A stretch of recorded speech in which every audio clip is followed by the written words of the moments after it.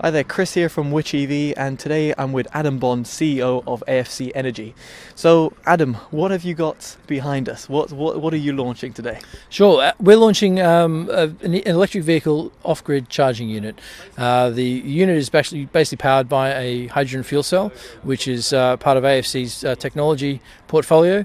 And the concept is basically to allow customers, fleet owners, EV operators to charge electric vehicles off-grid without all the constraints of upgrading distribution lines, basically having a zero emission output, having a system that is modular and can grow with the demand of electric vehicle deployment in the UK or internationally. So it's quite a revolutionary change in the way people think about EV charging. That's brilliant, thank you very much. In terms of your international scale, I think you talked about it before in your presentation, which I had the pleasure of coming in here on a crisp English day. But I'd like to know a little bit more about your international scale. I know you talked about it in the UK initially in the presentation, but then also expansions internationally. Could you tell us a little bit more about that? Sure. I mean, when we first designed the concept or the application of a hydrogen fuel cell electric vehicle charger, we certainly had the UK market in mind, knowing, I guess, a bit more around the constraints that EV charging creates and the infrastructure bottlenecks that the sector creates. We've heard that the type of investment needed in new EV infrastructure in this country alone is circa 100 billion pounds over the next couple of decades. So the UK was always a focal market. But when we first announced the concept in January of this year, I was quite astounded at how many international phone calls were received, whether they were from the United States, quite a lot from the United States, Asia, Japan, Middle East, and Australia. So the issues that the EV market is facing, both in the UK are replicated all over the world, and I guess that presents us with new opportunities, not only in the UK but internationally.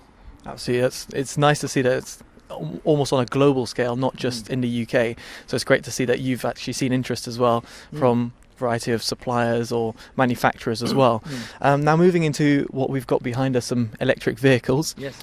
So in private we talked about the battery technology and the hydrogen fuel cells as well. Could you tell us a little bit more to why you're integrating electric vehicles for starters, and as to why you are kind of promoting EV charging, and then also move on to the hydrogen fuel cell technology itself? I'll break it down in two questions, but let's start with the EVs for starters.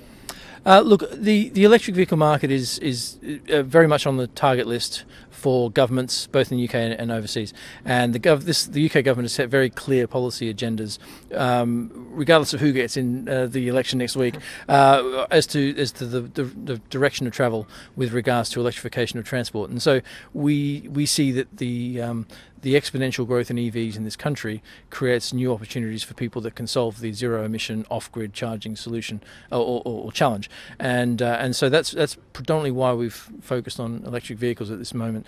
The market, in a sense, what we are looking to do is find a displacement to traditional fossil fuel off-grid charging, or not charging, but just off-grid power, distributed power. So a traditional diesel genset, which exists and has existed for many decades, it's starting to become politically unacceptable to have those deployed on long-term locations to provide power. So in effect, this system is an EV charger in its application, but more than that, it's actually to displace diesel in the longer term.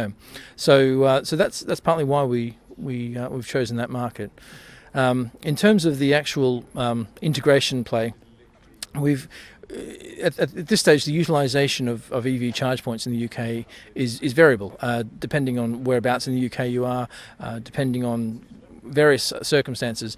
And so for people who are looking to invest into electric vehicle charging, it's not always easy to know where to locate that charge point. I've had statistics where a charge point from one operator has been installed and is used once a week, and I've had another one that has there's 20 odd charges a day.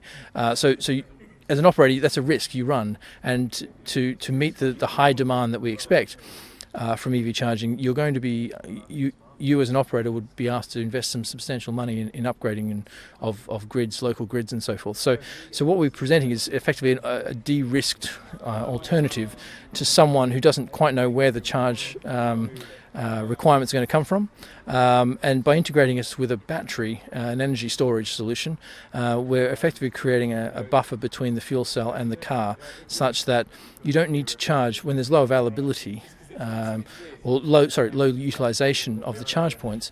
You don't need the power source to equal the demand for 1 or 2 cars a day. What you need is a battery that sits in the middle that can do that, whilst the battery is being charged with an off-grid zero emission charging solution. So it's that integration that we're bringing as well to the market, as in addition to just the fuel cell itself.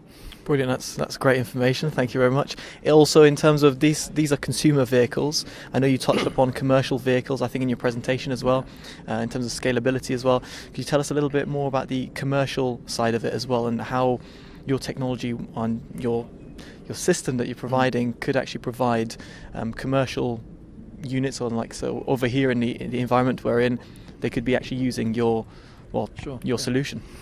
Yeah, so one of the biggest markets, I think, for us is the fleet market, and so commercial entities that have a large number of vehicles where the agenda is to basically transition from diesel or petrol to EV, and so those companies that have adopted that as their policy, the cost of augmenting grids and connecting, in some cases thousands of cars, whether it's Royal Mail or whether it's an electricity utility that services grids and pipes, there's a lot of constraints that exist in the infrastructure to that deployment, in the absence of spending very, very large capital sums of money to make that happen. So in a way, what we're trying to do is also enable commercial customers to make that transition to EV much simpler, and hopefully at a lower cost and a lower risk to the end user. And finally, just a final question. I know you're a very busy man and a man in demand. However, just talking about the future of your technology, in the presentation you mentioned solid state as well coming potentially in 2022. Mm-hmm. Could you just talk about the roadmap for AFC Energy and then how you see it potentially evolving? Sure. Look, we've traditionally been a technology company, and as a technology company that is now deploying commercial product, it's important that we don't stop developing the technology beyond where we are today.